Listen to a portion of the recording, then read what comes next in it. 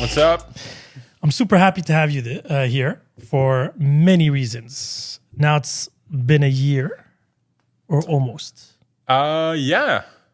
Crap, has it been a year already? Damn, yeah, because it was back in about a February year. or March. Yeah, because we were like about a month or two after I had my surgery. So yeah, and it's been goddamn, that flies, man. Flies. Jeez. Exactly. A year. Damn. Okay. And so much has changed. Yes, it did. I shrunk. How many And pounds? not discount Mike, 33% off. So. How much did you lose so far? So I started at 417. I'm at 295. So that's Holy shit. let's say 120, like 118 technically. Yeah. Yeah, I think so. 118. So 120 roughly. So in a year. That's amazing. It's 10 pounds a month. So 2.5 pounds a week on the spot, technically. But And how is do you recognize yourself? yeah, I mean, yeah, obviously. Yeah, no, because it has to be a certain level of dysmorphia. It's a new reality. It's a new reality because, I mean, it doesn't show, but for those who've never seen me, I'm 6'5". Yeah. So I'm always going to be like a big dude. So, but the thing is, it is a very different reality because just what we were saying before, like even sitting in my car feels different now because I'm more comfortable. I'm not as squeezed in. And yeah, like it's the world is not made for a guy that's like 6'5", 400 some pounds. Like it's just not built for that. Like everything feels small. Like you're going to the movies and like you're super tight in the seat. So I loved it when we did VIP because then I had room where people were basically swimming in the seat. I was like, this is perfectly adapted for me.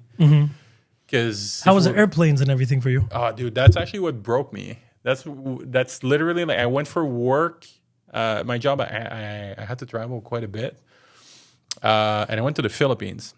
Oh, that's not a short flight. No, that's like 30 hours door to door, from like airport layovers and everything. The long-legged flight is, I think it was like 14 and a half hours. Wow. Like nonstop. Yeah. And then I'm lucky because my company was like, yeah, like pick a seat that, makes sense. Like they won't send you business class because it's like 10 grand. But they were like, no, like just one step below that because hate to break it to you, but you're 6'5" and you're like 6 feet tall if we put you on your side. So you're kind of big. Yeah. So, but even at that, like, I had basically 14 hours like this. Like, no, I can imagine. I find it tight, and I'm not. when I came back from the Philippines, I was literally the first. I was on the edge of like, do I want to do the surgery? And I don't know. It's a big commitment. It's a big lifestyle. It's not like there's a way out afterwards. Once you do it, you're in it. Like shit happens. You're fully committed to it. Yeah. So you're doing it. But when I came back. Like I sent a text to my parents to be like, yeah, I'm home. Like we're good. I'm going to sleep now. And then I sent an email to where I went to the clinic, and I'll refer you to the previous podcast we've done because we've talked about this. But long story short, I went to Mexico, did the whole thing. But there was like a coordinator that basically I emailed him. I was like, yeah. I was like, when's the first available date that you have in 2023? He was like, first week of January. I was like, yeah, let's do it. I was like, we're done. Like, and the decision was made. Oh yeah. I was like, I'm done living like this. I was like, that's where basically the flight was a huge reality call. That was like, that's your reality now, buddy. That is your current reality. And unless you make drastic changes, it's gonna stay this way. And it might get worse. Yeah. It might get better, but it's a little bit better. Based on historical data. Yeah. Probably not. So that was the thing. So I came back to put it in numbers, basically my shirt size, depending on the brand, was like a 4 or 5 XLT, which is specialty. They're all specialty sizes that you can only get in like specialty stores. And thank God we live in Montreal and Laval and everything because there's availability. But like a t-shirt is $80. Like that's what I was saying about that's crazy. earlier. Pant size, I was at 56. Oh shit. Yeah. Okay. It didn't show that much because I'm Because like, you I'm don't. a big That's it. guy. I'm a really big guy. I didn't So know you were that heavy. Yeah. So it doesn't show because I'm 6'5". lucky, but I'm 6'5", and it's not like all the weight was like in Yeah, my yeah. stomach or something. Like, and I was lucky because I didn't have any problems, like any health problems. Like when they were coming, and we did to Yeah. prevent. But yeah, it was rough, man. It was really, really rough. So then that's all of that put together comes to a point where you're like, I talked with a good friend of mine. She went through it, and then she was like, best decision I've ever made. And then you start researching online, and that's before I took the trip to the Philippines. I was like, I'll do the trip. When I come back, I'll think about it during the holidays and everything. Literally, like, I landed at the airport, and I was like, did I save this email? Because I'm going to email this guy the minute I'm home. And that's exactly what happened. I was like, when like the proverbial, like, that's one too many drops. Yeah, the drop that made everything. Exactly. So that's what happened. So, and since then, it's been a series of massive changes. Massive changes. But I think you need to be extremely mentally strong. Yeah, it's not easy. And do you have a support system? Like, do you have people pushing you? I'm really lucky because I have a lot of great friends. I have a lot of people I can talk to. My family was extremely supportive. They celebrate my wins with me every time. And it's just like, it's the thing, but your biggest support system has to be you. Yeah, like, for sure. Ultimately, it's just like the biggest challenges, and it's gonna, how can I explain it? It's hard for anyone that's never been in that situation to relate to it. Okay. It's like if ever you go to someone that, had any type of addiction problem, but you never did. Anyone that's going through went through an abusive relationship and they're getting out of it. Like, you want to be there for the person and everything, but you've never been through that system. So I had a bunch of people that were very supportive, but I was lucky enough where I got put in contact with a couple of people that went through the same thing through the clinic that I went to, just to chit chat and everything. So they tell you, and it's because it's a challenge, because with the surgery comes a lot of lifestyle changes, because if you don't want to go back to the same situation, it means basically I'm like 14 months in since I started this whole process, and it's every day is a battle, because so you're not even at a level now that you're comfortable. I'm never going to be. You think? I guarantee it. I'm never going to be. Like, I'm always going to be, my inner fat guy is always going to be there. But it's okay. So this is a mental struggle. It's not necessarily a physical one. The biggest, and that's what we were saying, the biggest change that people will see is the physical aspect. Because, you drop 100 plus pounds, it shows. Yeah. Like, it really, really shows. Like, I lost half my face, literally. Yeah. I saw those pictures. And the thing is, you don't even realize it until you see the past and the present. Yeah. So, but ultimately, that's what people see. But for me, the biggest thing is like the mental changes that comes with it. Because with that new reality comes a lot of things that you never really had to face with, or like how you dealt with certain things. Like, you might react differently. So I'll give like a really fun, like, you're gonna laugh and be despaired for me, but it's a good story. Comes with a warning. Yeah. But hopefully everyone finds it funny. So I was at a grocery store a couple weeks ago, just doing groceries and everything. And I have like a little cart. And then this woman approached me.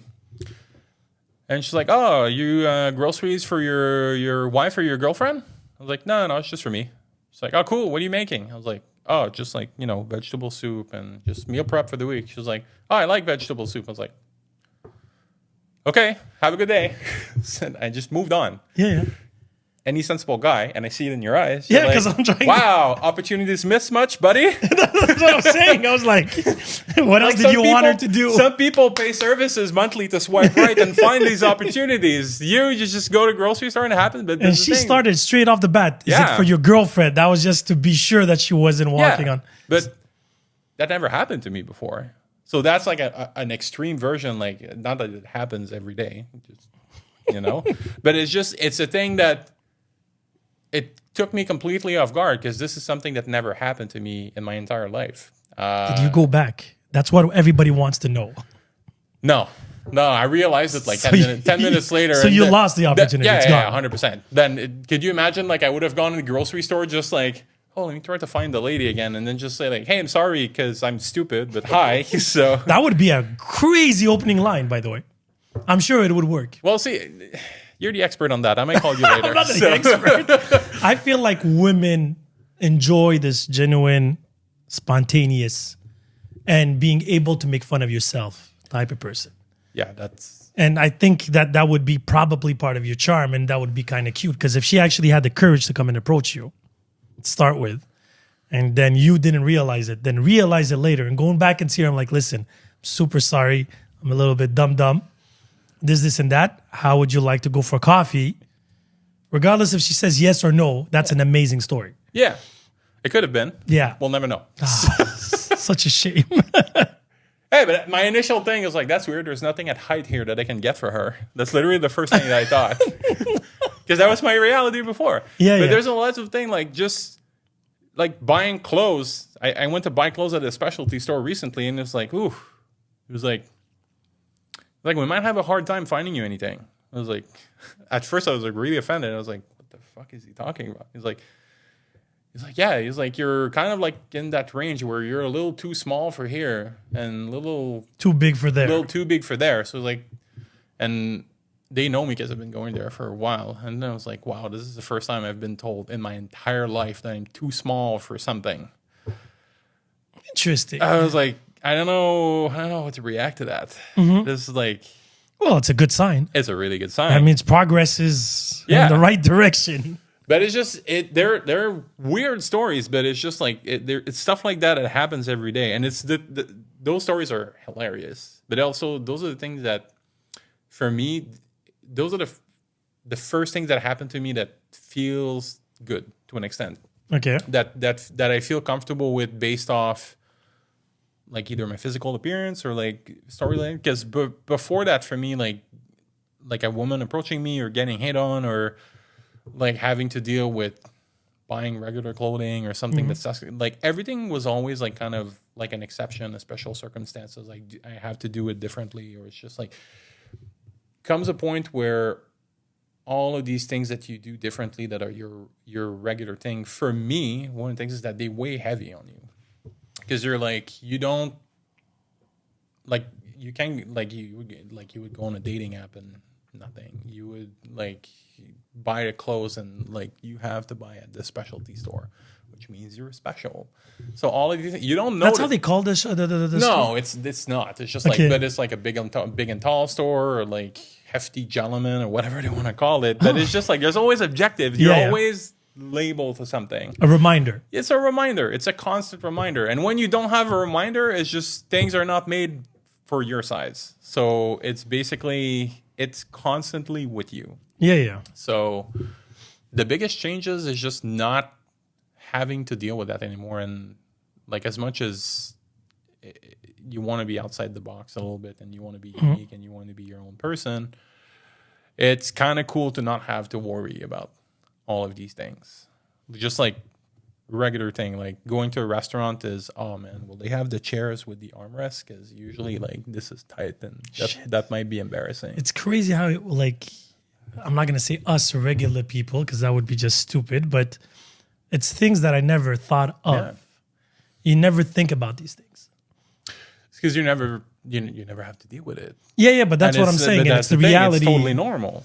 So, but when it's all of these things put together, that for me, that's the biggest changes now. Is now that I don't have to deal with this anymore. It's just it's fantastic. Like, Yeah. Those I would hope are so. like the biggest. Like this is the most fun I've had. Just like the smallest things make me happy now, which is the opposite of what they used to. Because it used to be always a reminder that, you know, you're bigger than the average. You're taller than the average. Like you're this is not made for you. And it's just like, and it's not like anyone does this on purpose. It's just like, you know, law of the masses. Like you go where Yeah. most fits for everyone. So, but it starts playing with your psyche, basically, that you're always on the fringe. And then eventually you start for me, like self-confidence, self-worth and everything, like it didn't have any. So Yet you always kept a smile. Oh, yeah, I try. I mean, sometimes like it was very much like a fake it till you make it type of thing. Like you're not like everyone, like you don't always feel like conditioning your own self. Yeah, but at the same time, I'm lucky where basically I never, well, not I never, but came a point where we talked about, actually the first podcast was about like this whole like the burnout and the depression and dealing with that. And that's where this whole process started really, which is like I need to, like my reality currently doesn't fit. It's not who I am. It's not who I feel comfortable with. And ultimately probably the biggest lesson or the two biggest things that I'm taking away besides like the physical weight, but from a mental perspective for me is accepted that this was self-inflicted. 100%. I was like, I could blame like everything we've talked about so far. Like I have no one to blame but myself to do that. No one like forced me to eat the food and everything. And it's something that was self-inflicted. And it's just like, it's a problem. And I'm not saying to be like harsh or to do anything. It just comes a point where you have to be accountable for yourself and for your actions. And you always hard to a level, but comes a point where like for me, like I always knew I have to do something. I have to make the changes and blah, blah, blah. And came a point where I'm lucky because eventually I had a breaking point where I was like, okay, F that. Now we're doing something. So I'm lucky in a way that I had that epiphany and I had that moment. Well, it's very courageous of you. Let's be honest here. Is it? It is. It's just taking that jump. Maybe you don't see it that way because, again, and I'm not in your shoes. I'm not in your reality. But, and even you taking responsibility, and you said it's self-afflicting. To a certain degree, I understand what you're saying. I don't totally agree with it because there is other circumstances that put you in that. Now you want to take responsibility for everything and move on from that, meaning that, okay, I'm not going to play the blame game. I'll take all the blame. Now what am I going to do about it?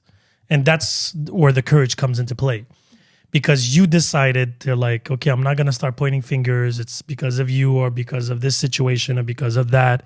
I wasn't educated well, whatever, the list of excuses. Yeah. You decided to take the whole Keyword. Yeah. Excuses. But we are beings of excuses. We have tendency of just always trying to find an excuse before we blame ourselves. So funny enough, and that's the second lesson that I take besides like being accountable and taking responsibility. The second lesson is stop overcomplicating things. Amazing. Because life became so much simpler when I held myself accountable, but not like I say that I hold myself accountable. Like I actually do. Yeah. Like if I do something and I fuck up, to me, holding yourself accountable is not just saying it, but it's like, what are you going to do about it? Mm-hmm. Like, what are you going to do towards yourself to make sure you don't do that again? Because I'll give an example, and this is something I was talking about with Jason a little bit earlier, and we're saying one of the things that we're all, like a lot of my friends, especially guys, like we're very, very much like our word is our bond and it's our code. And when we give our word to someone, like it's fucking immovable. And for me anyway, I hover around people like that because I'm like that. Yeah, that's what I was going to say. When I give my word to someone, it means something and it's important to me, except for me. That was the thing before. I was like, I could give myself my word, but like, who cares? But that's why I'm saying like taking accountability and keeping things simple. So meaning you gave yourself your word. Like I made a promise to myself. That's the accountability part. And then keeping it simple is like, there's no excuse. There's no pat. There's no like, oh, I can't do this because no, who cares? If it was someone else, you'd figure it out. Yeah. Well, do the same thing for you. Those are the two things that, I mean, a year from now might be different because we different evolve. lessons. But for me, like when people ask me, like, what's the biggest change that happened through this whole process? Pant size is nice.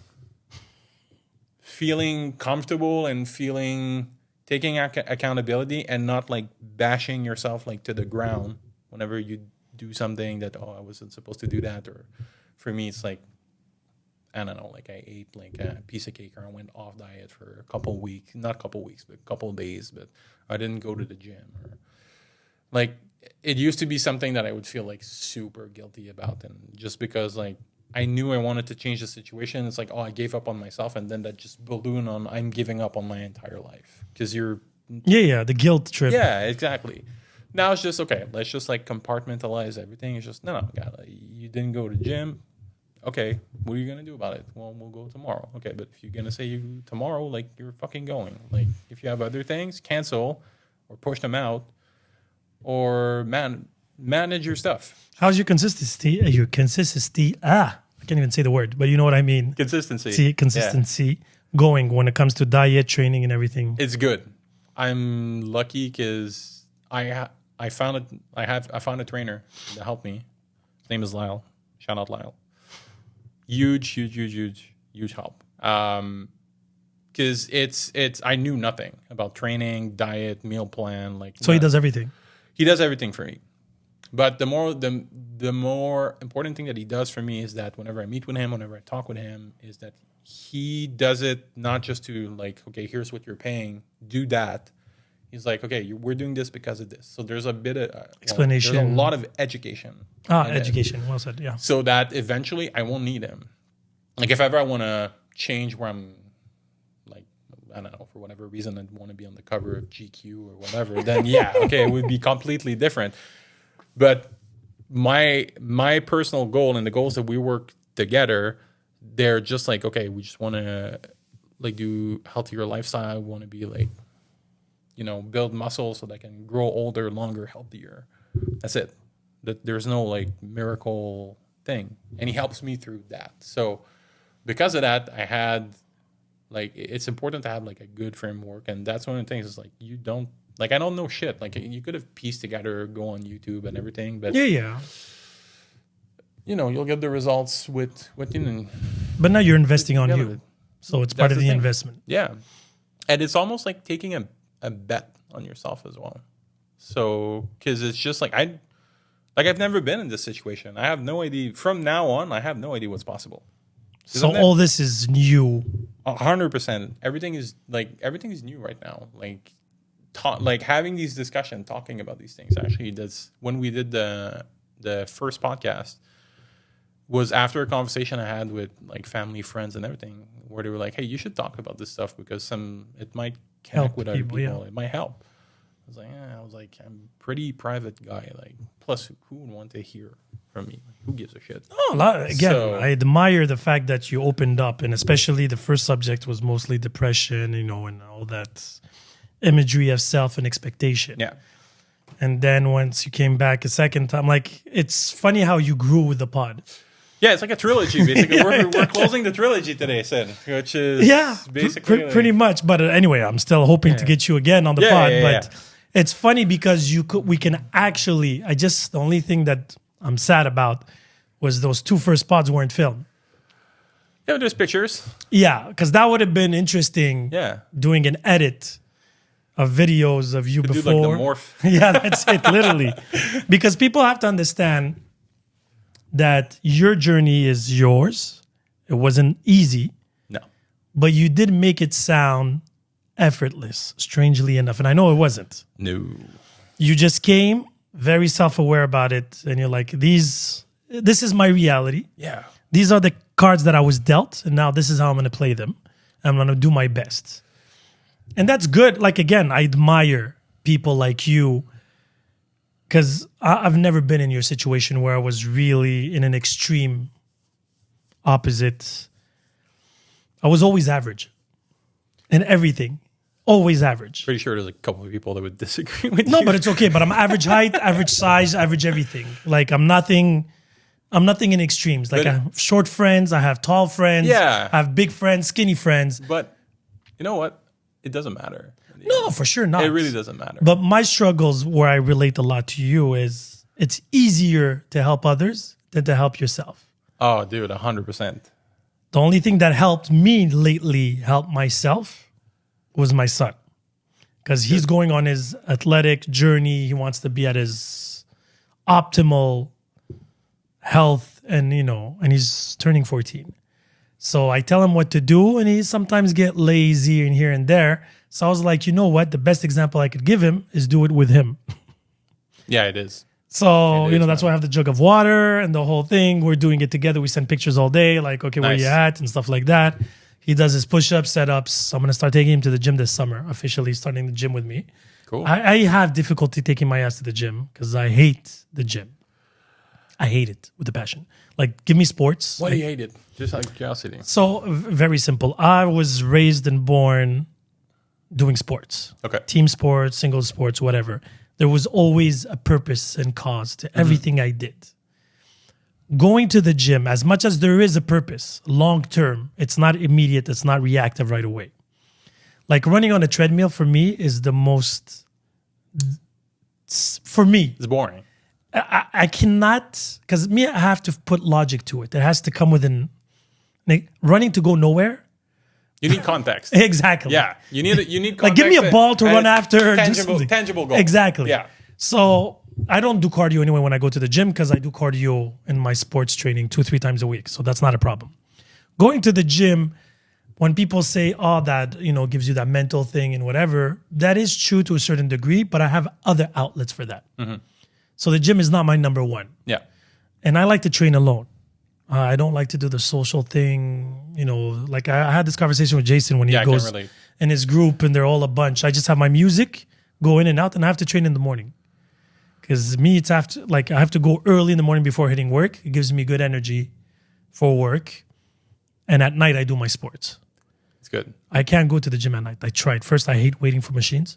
I hate it. I hate it. That's the thing. Me, I have to go when like morning or evening, as long as there's the least amount of people possible. Yeah. I went to the Because when I gym. go, like I go, like I don't go there to socialize or check Yeah. my phone or do like I go there with a mission and Yeah, I yeah. have a time frame, and I'm like, I'm not here to mess around. I have This 45 is- minutes, Yeah, 6 yeah. exercises in and out. Yeah, this is. Like, I don't have time. Like I have my program that the trainer did for me, and it's like estimated time 47 minutes. It's like 47 minutes, baby. That's what we have. All right, let's. No, let's it's do true. this. Last week, I couldn't go to the gym early on because I usually drop the kids or I go to the gym around 8 o'clock in the morning Okay. for 45 minutes to an hour, and I'm at work at 9:30.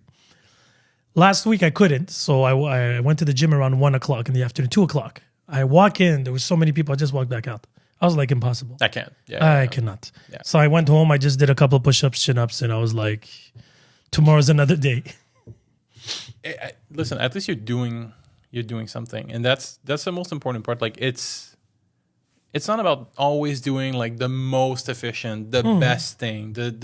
It's you'll have days where basically like just doing something, that's a win, and that's one of the things that I find like probably like at first that was the most tough. Like, because when I started the gym, like I had never really worked out. I went to the gym before, but always like self-sourcing what I should do and everything. So it'll only get you so far because you don't really have the knowledge to, like, am I doing the right thing, or even like, am I Doing doing energy, the right thing the right speed, yeah. way type of thing. So now I have someone to help me and to guide me through that. Like I can self-correct, and like for me, that's what helped me, because I'm not a fan of the gym either. But now I'm learning to enjoy it because I get something out of it, where basically for me, it's not just like it'll only take you so far and so many times. It's like I'm doing this for my health. I'm doing this to live Yeah, longer yeah. and everything. Comes a point where you're like, yeah, well, so did the 47 times before that. So, we can move on to a different song. But it's just now that I have additional goal, I have education that help me understand why I'm doing it, or like I'm a very like rational person. So for me, the gym kind of taps into like my data analysis side and everything, where I see the numbers go up, and so that works for me. But it took, like, I started working out like late September, early October. The first 3 months, I had to kick my ass really hard every time to go. I went, but I had to really push myself to go. And then comes a point where, like, now I'm at a point where I was like, I'm actually craving going, not for the physical. Well, the physical exercise is nice, but it's mostly what it does to me. Like, it helps me control my stress, like calm down, bring down the anxiety level. And that's what I'm craving. Like actually, I was talking with my coach last week. I was like, I had like a really shitty day. I don't remember what day, but like super like high levels of stress and everything. It was like usually past me would have been like find me chips or some type of food that I can basically like, you know, I'll murder a bag of whatever and then we'll be fine. Now it's like I need to just go lift heavy shit. Which I was like, even me when I taught that, I was like, huh. So you rewired your brain. This is new. Well, I'm rewiring it. Like this is the thing. Those are the things that the biggest changes. Gym. Yeah, I mean, there's obviously like a lot more. There's some work in between both. Yeah, and there's a transition, but it's just that's one of the things where you see like, oh man, I might actually, this might be sustainable. This might be. That's the most important. This might be my new. Actually, this might actually be my new reality. Because comes a point where even today, I kind of still expect to be like, oh, well, at some point I might be back to like being 400 some pounds and like. That's a fear of yours. That's a fear. That's a big fear. Because now that I'm out of it, not completely out of it, but now that I've done a big chunk of the work, and I'm only a year in this new reality, now it's the fight of sustaining it. And maintaining it that's where the bulk of the work happens, really. Because now it's just that's the hardest part. That's the hardest part because it's all about self-discipline. So, and that's why the mental work is so important. Because if you want, you know, you can reach your goal and lose. Like overall, like my goal weight, and even at that, like I don't even know if it's gonna be that, but like to put a number on it, my goal weight was 250. Roughly. So that's like 165 pounds or something, like 165, 170 pounds down. That's a lot. Now you have about 45 pounds left. I have 45 pounds to go roughly. So, but even at that, once I'm there, it's maintain it. Then I have to maintain it. But it also like, it's no longer about the number. So knowing that point is going to come at some point for me, like, it's just like, I can't make my journey about just a number on. So what's next after scale. That? I don't know.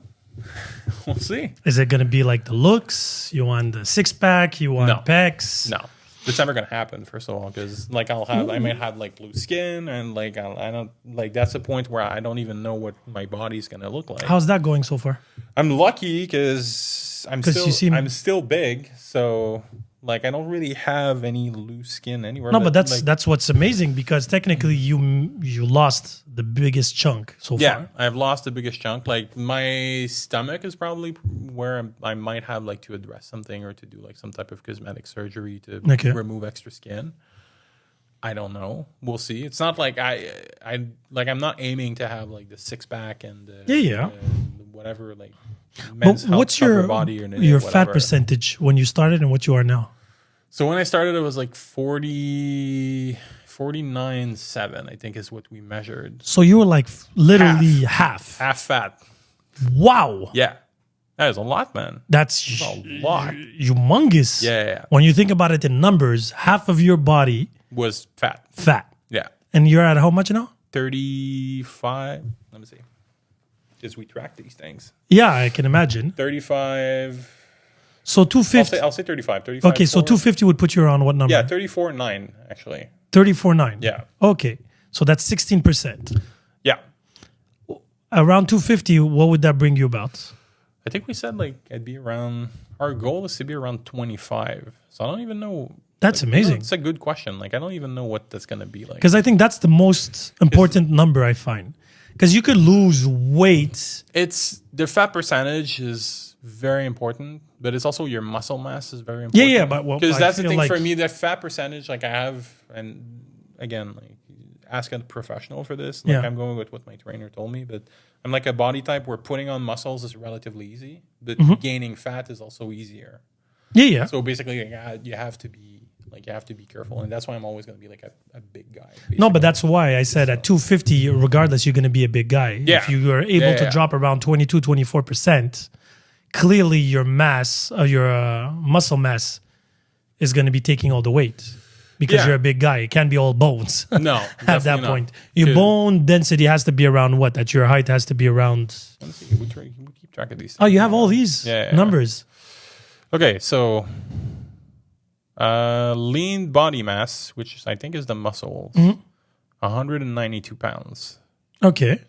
So that means if you would be at 0% body fat, that would be your weight. yeah. But Okay. then I would have much bigger issues. Yeah, no. Shit. Maintaining that would be impossible.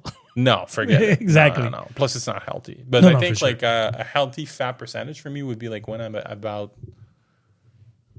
I want to say like anywhere between 20 to 25. Even 20 would be probably. Yeah, I like- think between 18 to 26, 28 in general. Now, because you have to add to your bone density because you're a tall, Yeah. large, natural guy. Yeah. And because me, I'm walking around at 19% right now. Okay. Very good. But that's still big for my height and my body type. Because I'm walking now, I'm probably at 190 right now. Okay. With my height. Geez, you're like my muscle mass is your entire weight. Yeah, exactly. So imagine. Exactly. So, well, you're 6'5". I'm 5'10". Yeah. So add to that the bone structures and everything. Your bones are a lot heavier than mine because of that. But technically, on paper, I should be around. They're saying 180, 182. So I'm about 8 pounds. But 8 pounds for me is the equivalent for you probably of 20 pounds.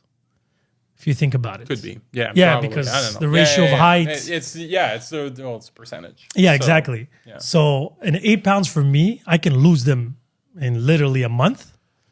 But sustaining that is the biggest issue. Yeah, that's the biggest challenge. Because I don't go down, I only go up. I can force my way down, but the minute I get comfortable, because of my age, add to that, the way my body Like the works. same age then. 45 soon. Okay, you have 4 Yeah, years. yeah, yeah. on me. No. But the thing is, again, it's not even my age; it's my history with this body. Okay. People that do a lot sports have tendency of gaining a lot more weight getting older because the minute your metabolism slows down, Yeah. you're like, hey, let's pack. You should have been like me, fat your whole life, and then no problem. And again, that's what was crazy because I have a friend of mine that never did too much sports, and then he started doing sports, and the transformation was right away. Yeah. I was like, wow. I'm like, how come I can't? Because my body's used to being shocked and Yeah. stressed, so it adapts a lot better.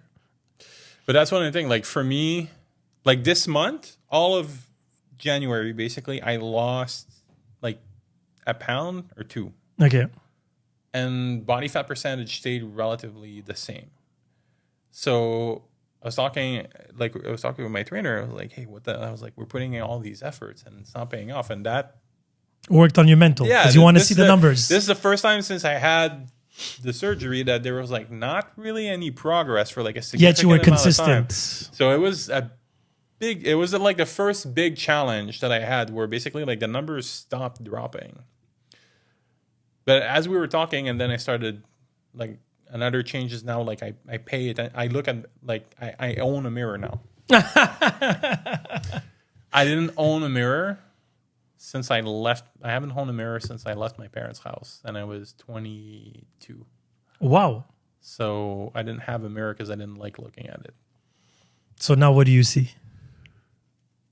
Well, now I see me. So, but I also see, like, I still have every now and then, like, to focus my mind on seeing me for who I am. Not to have, like, not that I say, like, I have body dysmorphia or anything, but every now and then I still see myself and, like, oh, I still have, like, a little bit of a double chin and everything. Like, that's what I see because it was so, there are things I fixated on for such a long time and that made me so uncomfortable and, like, were, like, no pun intended, but were like a heavy burden to carry just because you're not, like, the image that you give out is ultimately not how you feel like you should look like. So now that these things, like, are starting to reconcile together, like, I have to be like, well, okay, like, I'm normal now. Like, there's like, I'm no longer the biggest guy or the fattest guy in the room, and like, sorry to use the fat words and might offend some people, but like I'm think- talking about me, so yeah. we're good. That's it. I'm not offended, but like I'm no longer the biggest guy in the room, and this is just like it's a new reality. It's a new thing. It's cool. It's fun, but it's also it defined me for such a long time, and that's how So really, people define you out of your weight and height? how I define you myself, define yourself, how I okay. see myself, because this is something I was Yeah. like what we were talking about. You're constantly reminded of. For sure, that's what people saw, or like first impression. They were like, "Wow, this guy is like."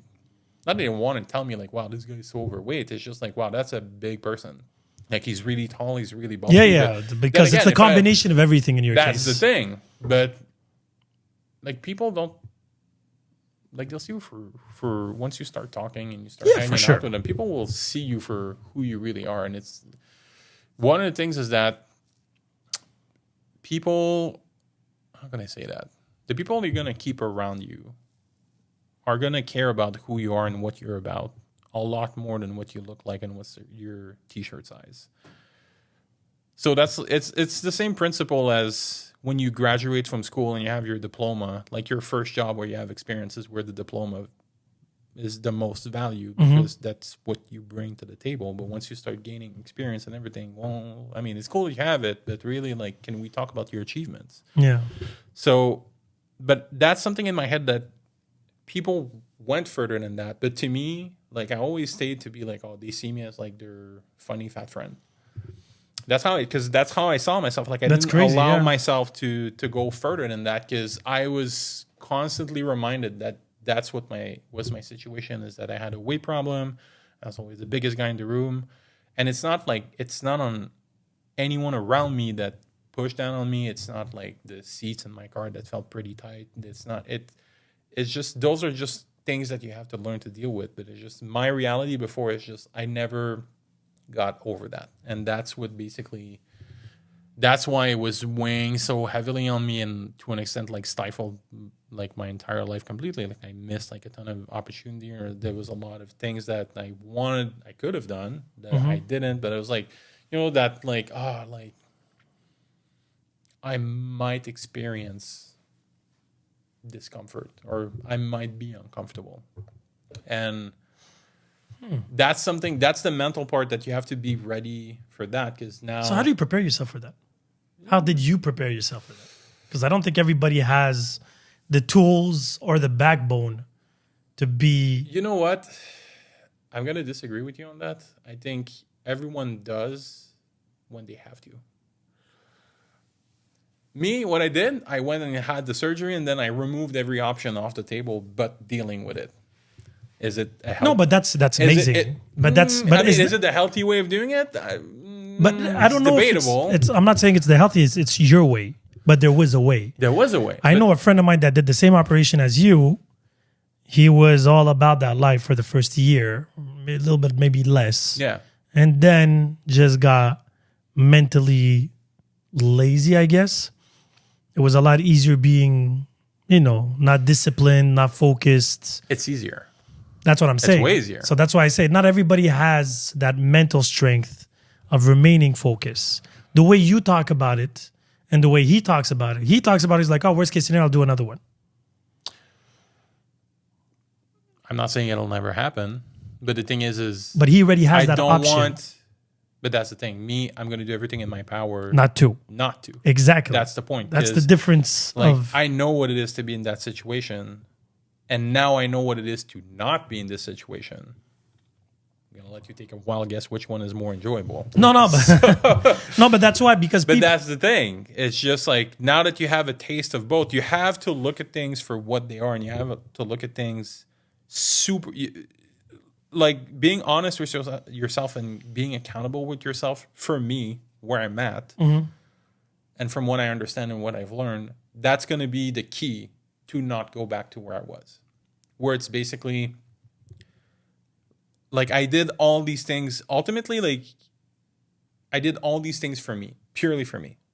Like no one else right now benefits from that. Like it's not like I have kids, a wife, or anything of the sort where, hey, like husband will be there longer, or like the kids, like you can do more sports with the kids or anything of the sort. Because right now, it's purely for me. So I'm also the only person ultimately that can keep myself accountable and keep myself on track. So to me, the most important part of this whole process was to figure out ways and find ways to keep myself like build not just guardrails, but freaking like the great wall on each side of the road so that there is no other option. So for now, that's where I'm at. And that's why I'm saying like we're holding everything at bay. Like I'm walking through, but I'm like, but you seem very focused and very committed to it. That's the thing. There will be days of doubt. There will be days that you'll stumble. Oh no, there will be. There was, and there is. Like that's why I'm saying it'll never go away. And to an extent, these days are important because if you never have those, or you never have like any type of setback, to me, that's going to slow you down. Like you need to experience setback to know, because you're building into something that you don't know. Like failing, I guess. Well, it's just when you take a step back, you're one step closer to being where you were. You really want to go back there. For me, like it's not my biggest fear, but it's a fear, but it's my biggest drive to. Yeah, it's your biggest motivation. It's not to let myself get back to where it was, because that's literally my entire life. I had a weight problem from like as far as I can remember. So I want to experience life how I've always wanted or thought that life could be. But the thing is I want to be focused on what's possible, what's like all the possibilities that I have ahead of me, and like all the new things that I can find, like buying new clothes, going to buy things, like paying more attention to my appearance and not being like limited by whatever is available. It's just now there's like all these opportunities are in front of me. So ultimately it's all about embracing that. It's like, hey, you did like all this freaking work to put yourself in a position where you could do these things. Don't fucking let yourself down by not doing these things, because you've been craving having these opportunities, like doing sports, going to like, I don't know, like parachuting, or like those all things like before, like you were off the table completely. Now everything's possible. Like I can literally, you can't parachute if you're too heavy. No, I'm just wondering. No. I'm guessing there is a higher risk. Too heavy to my point. Okay. There's a higher risk. Yeah. So they wouldn't. It's called gravity. Let you. So yeah. Well, I already have it had a pretty solid hold on me already. So no, but just like. But it's amazing. It's true that you didn't have these options, and now you do. And it's not ultimately like it's not. The weight loss is nice, but it's not about the weight loss. It's not about the number. It's like, for me, what's going to keep me moving forward and keep improving is it's not the number on the scale. It's just like all these things that I can do, or that I feel like I can do, or the limitations I no longer have, or the mobility problems that I no longer have. Those are the things that when you start putting all of this together, for me, that's what keeps me on track, and that's what keeps me want to push further and move forward. And like, it's the possibilities. And to me, letting myself down, it's not about like, oh fuck, like I gained 20 pounds again. It doesn't matter. It's just like, if I let myself go back, it's just like all of these things that I work so hard for, to at least put them on the table. Mm-hmm. Like, have the choice. Yeah, give yourself a chance. Basically, if I go back, that's going to go away. And then like I'm going to have to rebuild everything to start putting things back on the table as to potentially what I can do. So, and that's the biggest difference. And it's the most joyful thing that you can have, because now like everything's a nice problem to have. Like, I don't know where to shop for clothes anymore. Fucking amazing. I used to have 2 stores that I could go to and 1 website. Wow. Now I don't know where to go. Amazing. So many options. Love it. So many options. Yeah. What was the biggest surprise that you've learned or discovered through this journey? Not everyone wants to see you change. Oh, did not expect that one. Not everyone wants to see you win. Okay, not win. I can see the haters there. Change. Is it through that same angle, or they preferred you? They prefer you how you were, because it's easier for them to deal with themselves. How they see you. because then you're the person who's like, hey, if you let yourself go, you could be Mike. So you're not that bad. Not saying I have a lot of people like that. Yeah, I had a couple of people that were like Really? that they're not there anymore. So you were that. And I knew. You were that worst case scenario. And I knew. Really? Yeah. But I tolerated because I'm a nice guy and I don't want to ruffle feathers. And they're kind of right. So now you are ruffling feathers. Now I'm like. Without even saying anything. Now I'm like, oh, that's shitty. So fuck off. So yeah, but now you don't even need to do that. You're doing your changes and you're like, oh shit, by the way, now you're. Well, now I'm doing things for me. Mm-hmm. And if people want to at least look at, they don't have to celebrate. I'm not expecting anything out of anyone, except don't try to bring me down. Because that's the thing, like, this is something that I use to tolerate to an extent. Like, comments, things of the sort. Now, dude, like, no. Like, you're out. That's it. Like, I'm just not going to deal with that. Yeah, you So, shouldn't. and it's just, I don't think, obviously no one should. But there's a lot of things, like when you have low self-confidence and low self-worth, there's a lot of things that you accept that just because, like, oh, you know, he's my friend. Like, I've known this person for such a long time. But it's like, are they? Really?